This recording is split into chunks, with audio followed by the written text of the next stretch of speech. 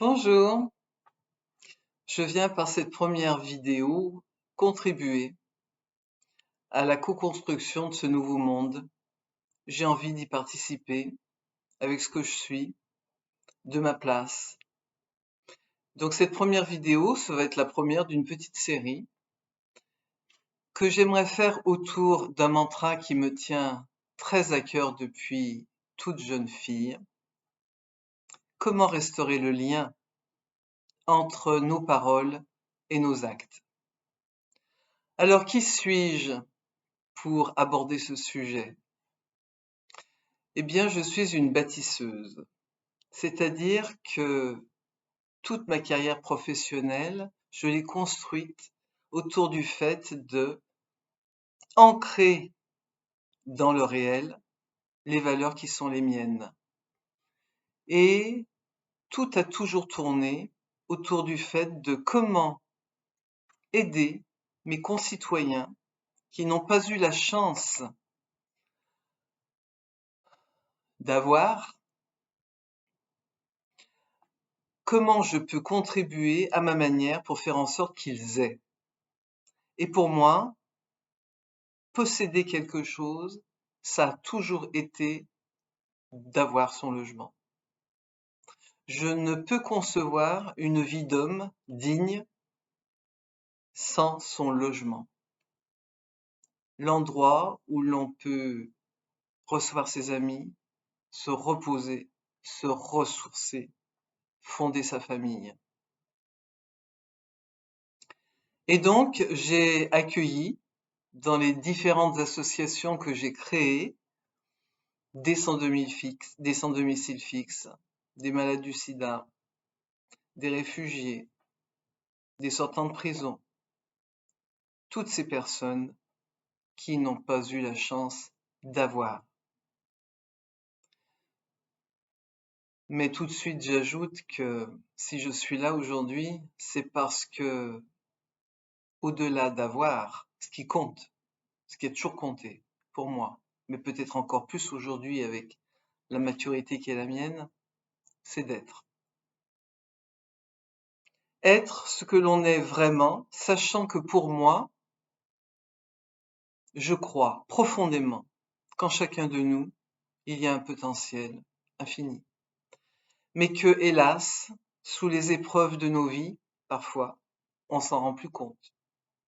Et qu'on a, parfois, besoin d'un tiers pour faire un pas de côté, sortir les deux pieds de la glaise, sortir les deux pieds de la boue, pour pouvoir monter une première petite marche qui va être celle de redonner de l'espoir. On ne prend pas l'ascenseur d'un coup, juste une première petite marche. Et en faisant cette vidéo, je me suis dit que si j'avais été une accompagnatrice au changement dans l'ancien monde, ici, dans ce nouveau monde, je suis une exploratrice au service du fait de mettre en acte nos mots, bref, de faire ce qu'on dit et de dire ce qu'on fait. Et je crois qu'en la matière, je peux contribuer parce que j'ai fait dans la matière.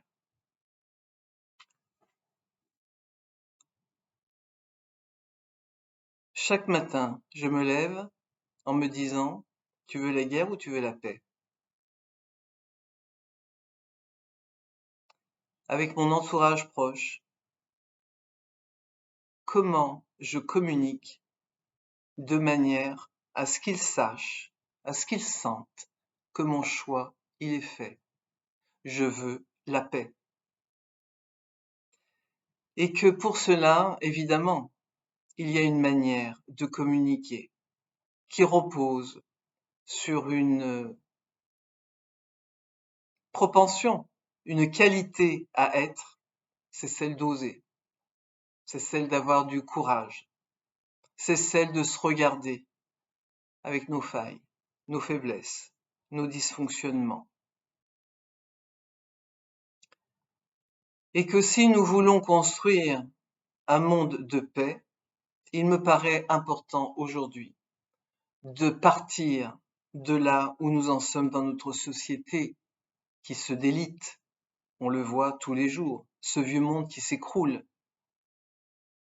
Et que nous sommes un certain nombre à avoir choisi une quête, un chemin spirituel, dans lequel des mots comme l'amour, la solidarité, la fraternité, le respect, la conscience sont des mots qui sont souvent dits, répétés.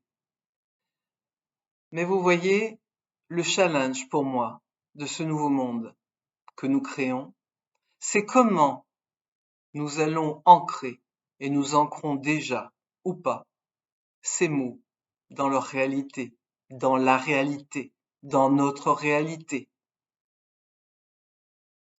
Nous nous rendons bien compte que nous n'avons jamais été autant interpellés par des mots magnifiques, mais qui, hélas, perdent de leur sens parce qu'ils n'ont plus aucun reflet dans notre réel.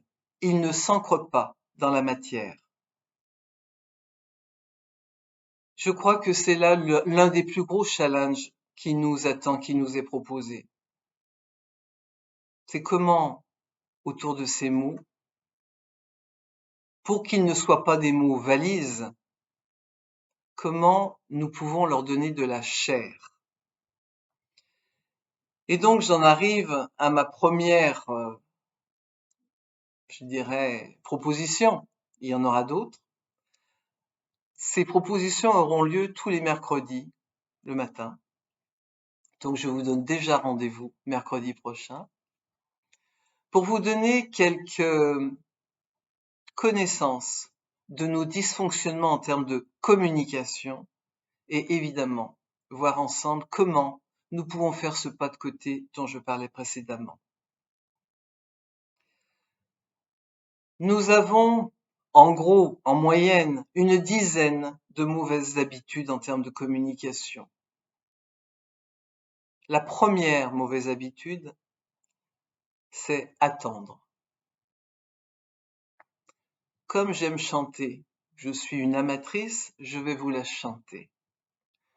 J'attendrai le jour et la nuit, j'attendrai toujours ton retour. Vous l'avez compris, quand nous attendons qui? Nous attendons quoi?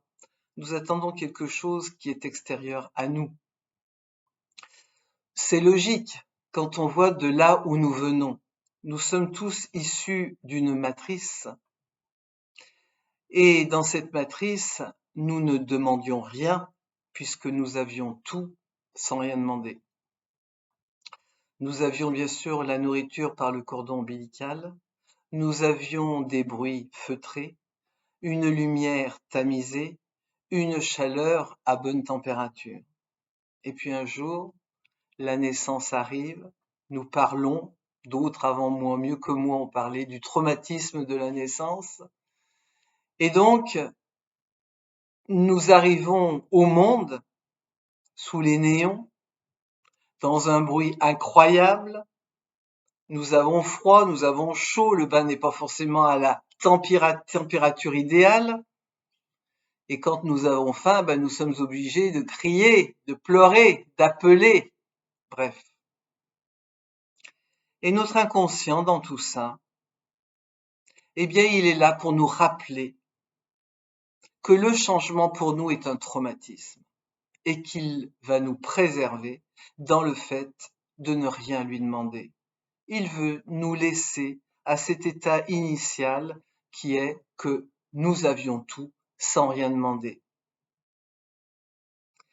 C'est ce qui explique que nous avons ce fonctionnement humain d'attendre que l'autre nous donne, nous offre quelque chose que nous ne lui avons jamais dit, qu'il ne sait pas. et qu'il ne peut pas savoir, puisque nous sommes tellement différents. Nous n'avons pas les mêmes codes, nous n'avons pas la même culture. Je donne un exemple.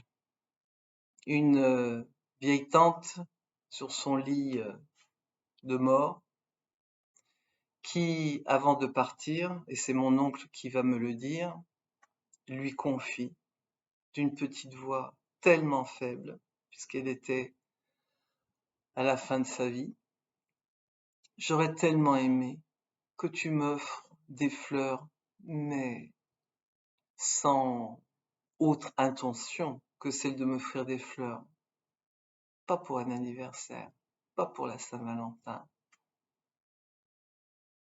Et mon oncle de dire: mais comment ça se fait que tu ne me l'aies pas dit avant? Comment je pouvais le deviner que tu avais tellement envie de ça si tu ne me le dis pas? Je pense que cette anecdote, quand on la regarde de près et quand on se regarde à travers elle, peut évidemment faire écho à plein d'endroits de nos vies où nous ne demandons rien, où nous mettons un peu l'autre en test dans le fait de vérifier s'il nous aime au point de nous deviner. Et c'est comme ça qu'on peut passer à côté de nos vies, de notre vie, de la vie, en attendant que ce soit l'autre qui la remplisse. Donc vous l'avez bien compris, le contraire d'attendre, c'est quoi?